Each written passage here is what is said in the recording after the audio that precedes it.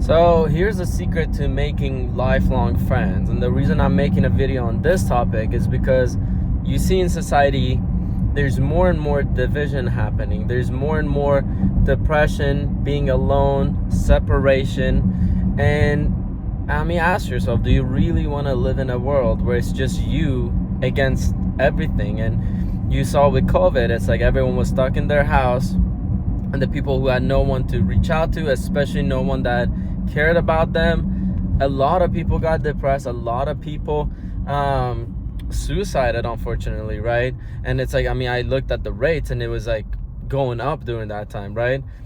And something I never learned growing up was like how to make not just friends but like lifelong friends.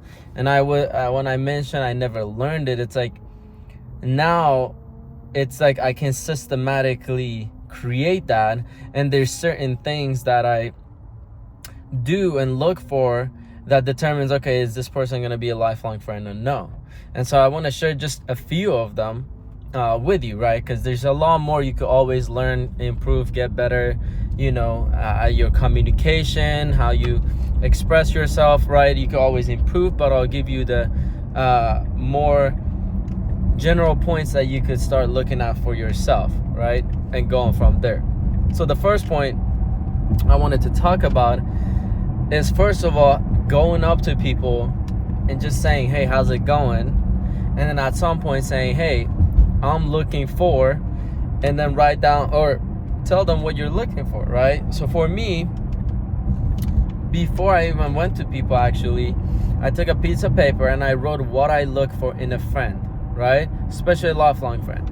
And I put things like, I want them to have principles. I want them to be loyal. I want them to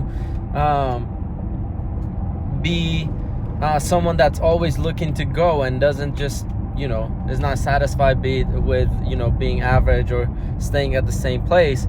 And so when I wrote all of that out, and I knew these are what I'm looking for in a lifelong friend, then when I would meet people, I would just ask questions to see, okay, do they have that trait or no? So let's say I want someone who has solid principles. I would be like, hey, what are the principles that you live by? Or what are the what do they call it? Boundaries, or what are the things you live based on? Because you don't, if someone's living simply based on emotion of whether they feel good or no, they're not going to be a good friend, right? And they're not going to be predictable, because if they don't feel good and they stop responding, then it's like, what if you need them when they're not feeling good? You see, for me, it doesn't matter if I feel good or bad. If someone's reaching out to me, I respond, unless I'm like super sick and it's like I can't even open my eyes and I'm like on the bed, But you want someone that's very predictable. That was another big thing I looked for in someone that I knew, okay, we're going to be lifelong friends, is predictability. And one of my mentors said, predictability is the foundation for trust. So if someone's predictable over and over, then you trust that they'll do X, Y, Z. And so then you could even trust them, which is another key factor within, lifelong friend. But it all starts with getting good at, you have to look at it step by step, like a video game, right? I grew up playing video game, whether you played it or no, you've at least seen it or know how it works. But those video games that, so you have a character and you upgrade the character, and the stronger your character becomes, then you defeat, bigger and stronger bosses and challenges that you face, right? But you don't start as level 1 character and try to defeat a boss that requires you to be level 50 or something, right? So look at, for you now, I don't know where you need to start, because everyone who's watching this have different communication skills. Maybe you're already good at communicating, maybe you're not good at it, maybe you're shy like how I used to be, maybe you're an introvert, right? Maybe you're an extrovert, but for some reason people are not connecting with you, so you're talking to people but you're not turning them into friends. So depending who is watching this, you have to see that for yourself, unless you want to reach out to me one-on-one on Instagram or something and let me know what the type of person you are, and I could send a voice message or something of like some tips that I could give that's more tailored to you. But I mean, here, who knows who's watching me, right? So and then depending on whether you're a man or a woman, like communication level changes as well, right? So all of that matters. But for me, when I started, I used to be very shy. I wouldn't say introvert, because getting to know introverts more, I thought I was an introvert, but a big part of an introvert, I guess there's different aspects of it, but one is introverts normally get drained in a social place, and I think I used to get drained, but I don't get drained anymore. So I'm not sure if I was an introvert and I'm not anymore, or I was never an introvert. I don't know. But for me, I was super shy. I know that.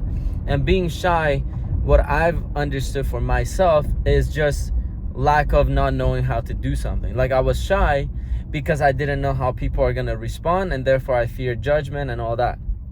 But where I started was just anyone who I meet, I would start with like, hey, how's it going? I'm looking to honestly make some friends, make some new connections. Would you be down to, meet up for coffee, or getting to know each other, or going for a walk? I love going for walks. I don't do as much. Coffee is for like business stuff, but I like going for walks, right?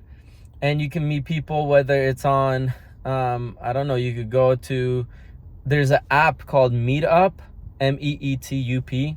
Now, depending on where I know there's US, Canada, Europe, I think they have the Meetup app. And there you could search your hobby, like whether you like hiking, whether you like sports. You could search it, and then there's meetups based on your interests. And so then you could just go and meet people that are kind of like you, that like the same stuff that you like. And that way you already have a common interest. So there you go. That's another tip. But yeah, find out what you're good at. Maybe so always writing things down on a piece of paper helps massively. So write down what you're good at and where you need to improve, and be honest with yourself, because this process is not the most pleasurable process of writing down what you're not good at, what your pain points are and all that stuff, or weaknesses. But write it down so you know what to work on. And then based on, let's say, your weaknesses, you can even comment like, hey, can you make a video giving more tips on XYZ? Or can you give give more perspective on XYZ? And I'll be more than happy to do that for you, right? So yeah, leave a comment what you want me to make a video on, what you need support on. Leave a feedback of what I said that helped you. And I'm arriving here at my location, so yeah, let me know, and I hope this helped you out, and I'll see you in the next one. Bye.